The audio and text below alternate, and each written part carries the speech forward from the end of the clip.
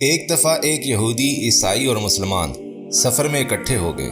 یہ کوئی تعجب کی بات نہیں، دیکھ لیں ایک ہی جگہ عقل و نفس اکٹھے رہتے ہیں، ایک ہی قفس میں باز اور کوے پاک اور بے نمازی پکڑ کر بند کر دیے جاتے ہیں، مگر جب رہائی پاتے ہیں تو ہر ایک اپنی جنس کی طرف دوڑتا ہے۔ الغرض یہ تینوں رفیق سفر میں ایک منزل پر پہنچے۔ ایک شخص ثواب حاصل کرنے کے لیے بڑا خوش ذائقہ حلوہ پکا لایا۔ یہ شہد اور میوے ڈال کر بنایا گیا تھا، ساتھ گرما گرم نان بھی تھے۔ شام کا وقت تھا، عیسائی اور یہودی کھانا کھا چکے تھے، مگر مسلمان نے ابھی روزہ افطار کیا تھا۔ اس کے دو غیر مسلم ساتھیوں نے کہا کہ ہم تو پیٹ بھر چکے ہیں، یہ کھانا آج رکھ چھوڑتے ہیں، کل کھائیں گے، آج رات صبر کرتے ہیں۔ مسلمان نے کہا کہ یہ نان اور حلوہ آج رات ہی کھایا جائے گا، صبر کل کریں گے۔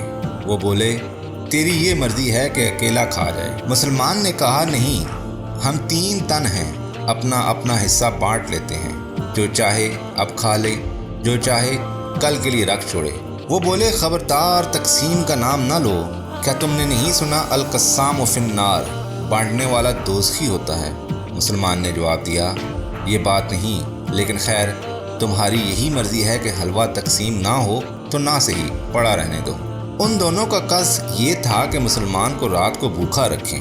اگر مسلمان چاہتا تو ان غیر مسلموں سے رزق چھین کھاتا، مگر بندہ تسلیم و رضا چپ ہو رہا۔ ان 2 غیر مسلموں میں سے ایک بولا کہ جو صبح ہم تینوں سے اچھا خواب بیان کرے، حلوہ اسی کا حق ہے۔ صبح بیدار ہوئے تو یہودی نے خواب بیان کرنا شروع کیا کہ مجھے راہ میں حضرت موسیٰ علیہ السلام ملے۔ میں ان کے پیچھے پیچھے روانہ ہو پڑا، حتیٰ کہ کوہ طور پر پہنچے۔ اللہ تعالیٰ کے نور نے ہم تینوں یعنی موسیٰ، مجھے اور کوہ طور کو ڈھانپ لیا، اور ہم اس نور میں اس طرح گم ہو گئے جس طرح سورج کے سامنے ایک سایہ کافور ہو جاتا ہے۔ جلوائے نور الہی سے طور کانپا اور 3 ٹکڑے ہو گئے۔ ایک ٹکڑا سمندر میں گرا جس سے اس کا پانی میٹھا ہو گیا، ایک ٹکڑا زمین کے اندر چلا گیا اور وہاں سے میٹھے پانی کا چشمہ پھوٹ کر بہہ نکلا۔ یہ پانی جس رنجور نے پیا اس کی بیماری دور ہو گئی۔ تیسرا ٹکڑا اڑ کر کعبہ کے پاس عرفات میں جا پہنچا۔ اس واقعہ نے ہمیں بے ہوش کر دیا۔ جب ہوش آیا تو دیکھا کہ طور اپنے مقام پر سالم موجود ہے، مگر پھر وہ حضرت موسیٰ کے زیر قدم پگھلنا شروع ہوا اور زمین کے برابر ہو گیا۔ یہ حالت دیکھ کر مجھ پر بے ہوشی طاری ہو گئی۔ جب پھر سنبھلا تو طور و موسیٰ کو ویسا ہی برقرار پایا۔ دامن کوہ کی طرف جو نظر کی تو اس میں بڑے بڑے انبیاء اور اولیاء دکھائی دیے، جو حضرت موسیٰ کی طرح رب ارنی کا نعرہ لگاتے ہوئے طور کی طرف آ رہے تھے۔ اور پھر عجیب مخلوق نظر آئی جس کے سب اعضاء برف کے تھے۔ اس کے بعد آتشی صورت خلقت دکھائی تھی۔ الغرض یہودی نے بڑی شان سے اپنا خواب بیان کیا۔ پھر عیسائی گویا ہوا کہ مجھے حضرت عیسیٰ روح اللہ ملے اور اپنے ساتھ چوتھے آسمان پر لے گئے۔ وہاں میں نے سورج کا ٹھکانہ اور مرکز ملاحظہ کیا اور ایسی ایسی چیزیں مشاہدہ کیں کہ زمین پر ان کا نظر آنا ناممکن ہے۔ یہودی نے جو کچھ دیکھا زمین پر دیکھا، میں نے آسمان کی سیر کی، میرا اور اس کا کیا مقابلہ۔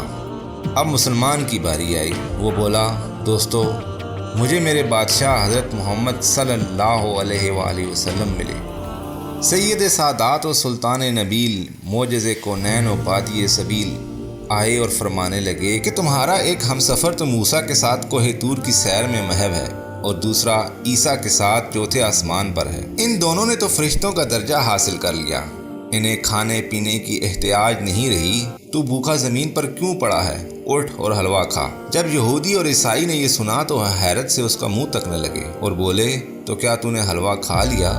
مسلمان نے جواب دیا کہ مسلمانوں پر رسول اللہ کی اطاعت فرض ہے، حضور کسی چیز کا حکم دیں اور ہم نہ کریں، یہ کیسے ممکن ہے؟ اے یہودی، تو ہی بتا کہ تو حضرت موسیٰ کے حکم سے سرکشی کر سکتا ہے؟ اے عیسائی، تو ہی بتا کہ تجھے حضرت عیسیٰ کے ارشاد سے سرتابی زیبا ہے؟ میں کس طرح فخر الانبیاء علیہ الصلاۃ والسلام کا حکم نہ مانتا؟ بس میں نے حلوہ کھا لیا اور اس اطاعت پر بڑا خوش ہوں۔ یہ سن کر وہ دونوں کہنے لگے کہ خدا کی قسم، تیرا خواب سچا اور ہمارا جھوٹا۔